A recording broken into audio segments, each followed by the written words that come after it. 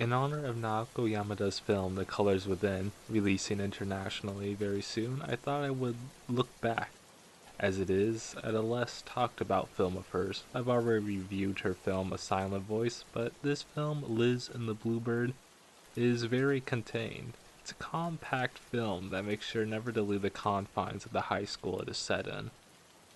The story itself follows Mizore and Nozomi. They are reaching the end of their high school careers, and the future is becoming an ever-present concept. They are currently working to accomplish a concert for their high school's band. It wouldn't necessarily be wrong to say this is the last big thing before high school ends, not only marking the end of their long time together in band, but it marks a complete end in this phase of their friendship.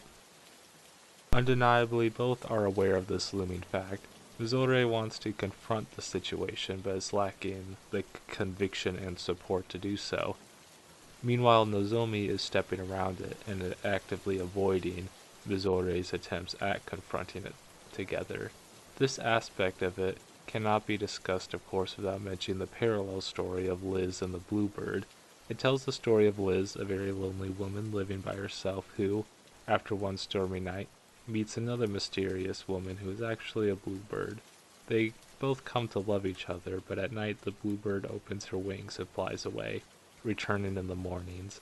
Liz does not want the bluebird to fly away. However, at the end of the story, Liz decides to free the bluebird instead of keeping her caged. Nozomi loves the story. It is her favorite book, yet she always wishes that it would have ended happily. To her, the ending is anything but that. Mizore feels similarly. To her, Liz should have caged the bluebird and never let it go, to cling on to the bluebird forever, because that is how she views true love. If one lets go, they are just revealing that they had never truly loved the other person. It would be a betrayal and abandonment. Here, the film is challenging our notion of what a happy ending is. We start off with the mindset that we are led to believe that the happiness of Liz and the bluebird rely on them ending the story together, while in fact we actually have it twisted. It is undeniable that the impact they had on each other's lives was positive, but they come to this position where they have to separate, and while that separation itself is no fun, the change leads to a new life. What does that really mean?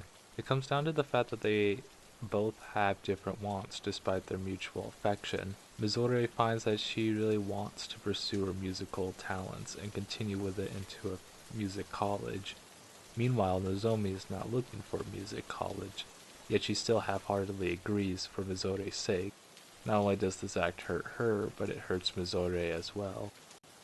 Essentially, Nozomi isn't doing what she wants to do, and she is giving a false promise, a false hope to Mizore that makes Mizore view her as someone who is distant. It doesn't help make the relationship closer, which is detrimental for both of them, but especially seen in Mizore's case, who frequently finds herself either being ignored by Nozomi or seeing Nozomi get along better with other people.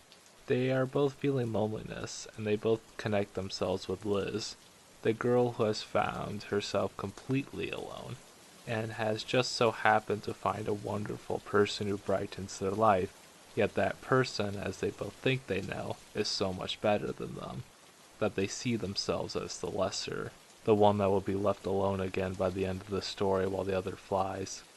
As Mizore realizes, though, she is the bluebird. She is the one that wants to spread her wings, while simultaneously she sees Nozomi in a different light.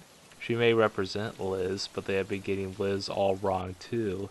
Liz is a human being who is resilient and intelligent as well, someone just as capable as forging their own path in this world.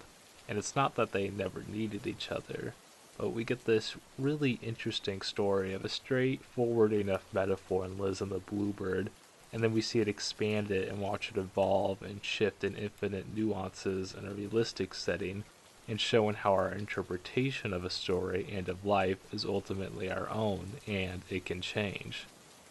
Let's take into account the color palette of this movie. The high school, or the real story, is mostly blue tones, while the story of Liz is told with mostly orange tones. Not only does this create a satisfying arrangement of colors, but these two colors are, of course, complements, seen obviously in Liz's orange hair and the Bluebird's, well, blue hair. The orange obviously brings out an idyllic feel, something that is inviting, while the blue tones used to enforce a melancholic feeling. The melancholy sticks to every scene, and the feelings of the characters, especially Mizore, really comes to light. However, that is not the only feeling. Mizore has really closed herself off from others, putting her entire person into Nozomi, as Nozomi is the most important person in the world to her.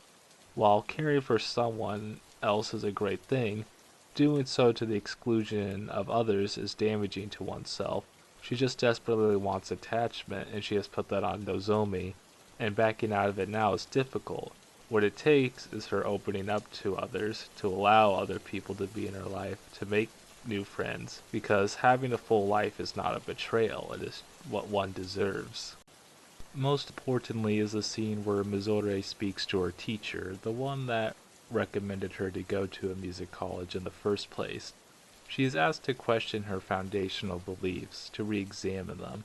She is right to place an importance on love, but to come to the final conclusion that the act of freeing the Bluebird was not one of betrayal, but an act of love, is difficult. To accept that act of doing so is difficult, but ultimately the right choice. There is a sacrificial component to love, and being willing to give up anything for it is a trait many share, but giving up the person you love, well, that's the hardest sacrifice, especially when unexpected. But keeping themselves in that small world, isolated from everything else, is not the way to live. Mizore is genuinely happy to make new friends, and genuinely wants to continue her talents as a musician. Her world doesn't have to be just Nozomi. It's at the end of the film, when they are honest with each other, and are vulnerable with each other, that they can repair the rift between them.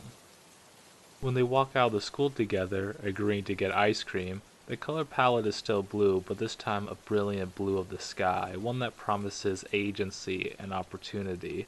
I think what I get most out of this film is not just its message, but the process. Mizore and Nozomi both have to become introspective, to view their own actions and reflect how it affects other people, even when it is difficult to do so, but even more, to become open with the other person.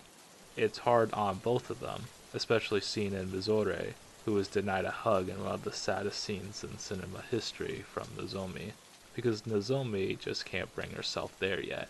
Obviously, it's not something to hold against them here, because we need to be forgiving to ourselves for not knowing everything right off the bat. These are things we learn, and the movie shows it brilliantly. And even in the end, it isn't without nuance. Mizori and Nozomi are together, even though they face a future apart. We don't know if the Bluebird ever came back to Liz, but that isn't the point of that story. Yet here we see them retain their connection, and I imagine that will stay no matter what, no matter how far apart they end up. Like in a Spirited Away sense, once you meet someone, you never truly forget them. No matter what happens, it doesn't change the fact that they love each other at this moment.